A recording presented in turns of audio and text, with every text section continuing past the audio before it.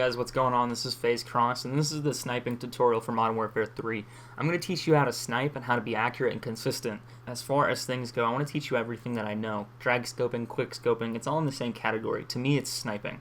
Let's hop right into it. A lot of people have their own opinions on sniping in general, and some people don't agree with it and some don't. But what I'm going to teach you about is how to be lethal and how to be accurate and how to maximize your ability with a sniper compared to only saying, I'm a quick scoper, I'm a trick shotter, or whatever. I'm going to teach you drag scoping and quick scoping. The reason why, it's the same thing to me, but in different situations, it's going to help you more. Everyone gives these things titles that they don't need. To me, it's sniping. So the first thing I want to teach you is these 4 crosshairs on the screen. You can see them in plain sight. They're white and they move back and forth. They move when you move. When I learned to play on Call of Duty 4, it was very important when you learned how to no-scope that you wanted these crosshairs to be open, and then as soon as they closed, you would shoot. That was like a G-shot tutorial from Grizz. Now, it has the same effect with sniping. When you zoom in, they get smaller. Now, what that means is when you zoom all the way in, they don't exist anymore. And as soon as you scope in, it's going to go right where you're aiming every time. So keep this in mind when you're quick scoping. A lot of people, they like to move around, and what they do is they shoot before they scope in all the way, and they're still moving. You need to stop walking, scope in all the way, and fire. So what you're going to do is zoom in, count to about 1, and then fire each time. Plant your feet. If you don't plant your feet, your shot's going to be inaccurate. Now, a great example of this is to hop on Modern Warfare 3, and I'll show you guys that. Not Modern Warfare 3, but Call of Duty 3, and I'll show you that here in a minute. But what you're going to do, when you don't plant your feet, you're going to have a problem. You're going to be walking around, you're going to zoom in, and you're just going to do that. Wow. Holy crap. That's inaccurate. I wonder why. Because you're moving around. Now let me prove this to you. When you start moving around with your left analog stick, you notice the crosshair moves about by a foot, because each time you step, it goes up and down, back and forth, whatever. That's bad. Now, in order to counter that is what I call drag scope. Basically, you're going to plant your feet, you're going to scope in off body, come back to the target, and fire. So you're going to do that really quick, and you're going to be able to hit the grouping or hit whatever you're aiming at. Now, these are primarily the only type of sniping that you're going to do. A lot of people have these whole things called half scopes, no scopes, whatever. It doesn't matter. Each situation is different. Do what you can to get that kill. Pulling out a secondary and spraying at the guy, that's fine. I don't care.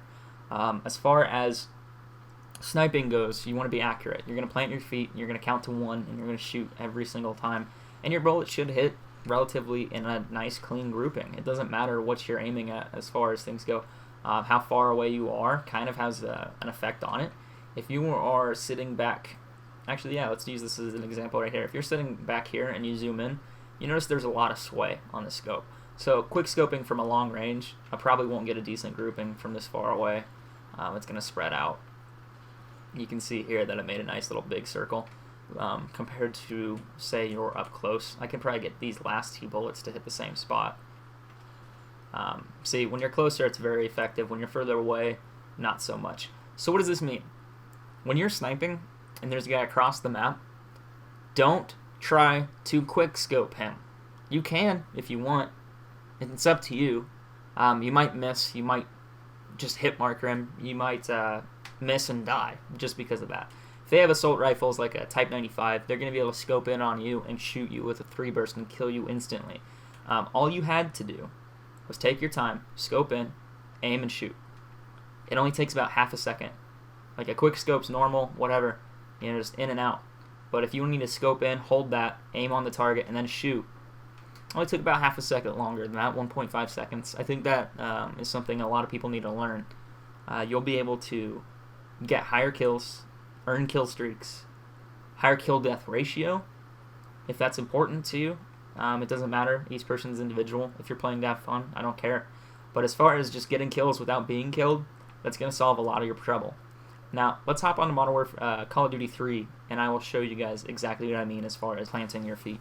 Alright guys, so here we are. We're on Call of Duty 3, and the reason I'm hopping over to this to show you quick scoping is because in Call of Duty 3, when you zoom in with the scope, it's very questionable. If you tap the left analog stick, your shot is completely inaccurate.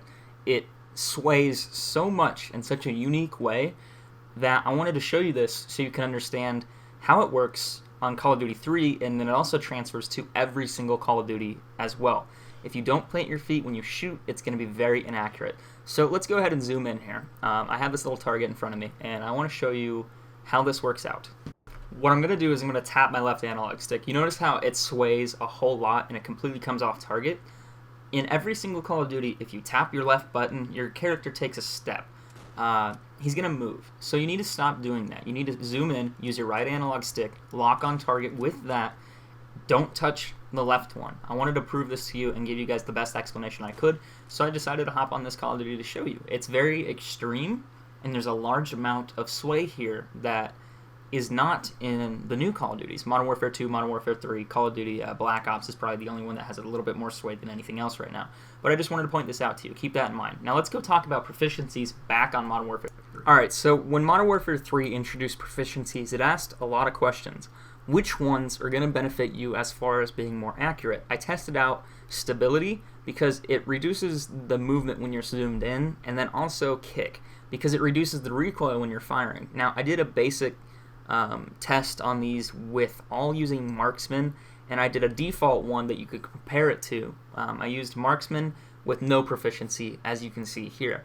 Now what I'm going to do is I'm going to fire 7 shots at the center of this wall and try to be as accurate as I can, standing still, just single quick scopes. Now I did this with each and every class that I thought might have an effect on your output, as far as you might get a tighter grouping, bullets hitting on top of bullets.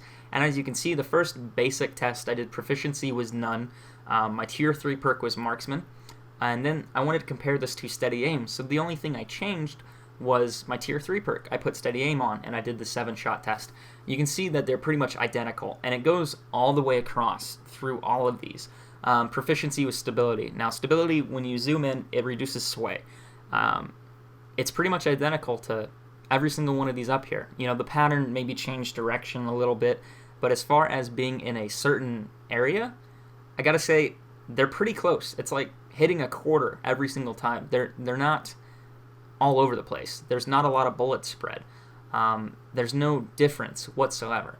Now with that note, I want to point out marksman to you guys. This is very beneficial to snipers. You can see that Darth 9 pops up out of nowhere. You can't see him at all, and then as soon as you zoom in, his name's right there instantly. Marksman's going to help you with long-range shots. Here's an example without marksman. You can tell that he's not there at all. I'm using the AS-50 in this clip, but you can see that it's very hard to see him and get that lock-on shot. So consider that when you're setting up your sniper rifle class. If you want to be able to see people at long range on longer maps, such as Bakara or something similar to that, he's going to pop up a lot sooner than he would have without. Anyway, guys, if you have a lot of questions that you want to ask, leave them in the comments below. I will respond to the majority of them because this is kind of an interesting topic that I know a lot of you guys want to get the best possible feedback on, and I want to do that for you. So leave your comments below, and I'll try to respond to you in whichever order I can.